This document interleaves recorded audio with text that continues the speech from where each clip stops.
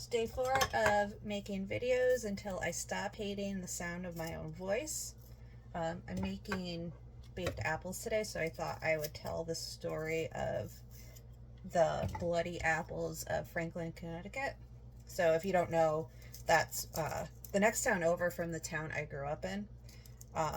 So the story is that Micah Rood had an apple orchard, and his father was killed in the French-Indian War.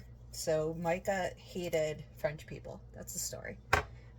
And at some point, a French peddler came through town.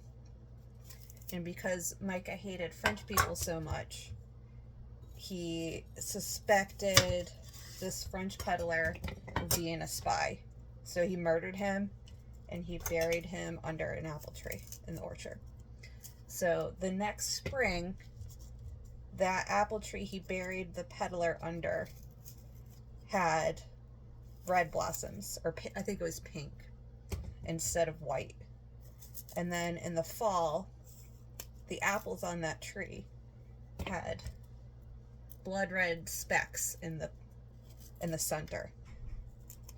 And then the townsfolk received a letter from the family of the peddler because he had gone missing, and they knew what his route was.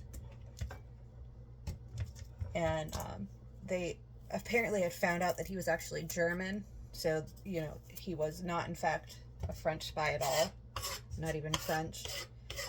And Micah felt really guilty about it, and he hanged himself out of guilt. None of that's true at all.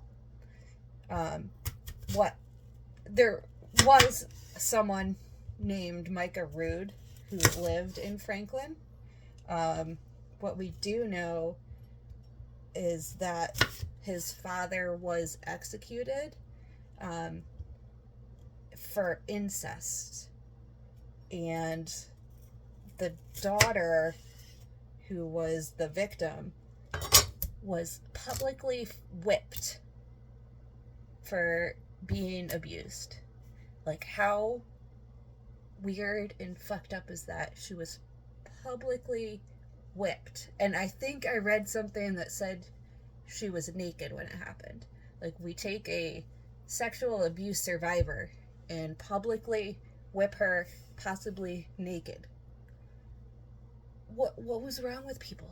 I mean, what's still wrong with people? But come on.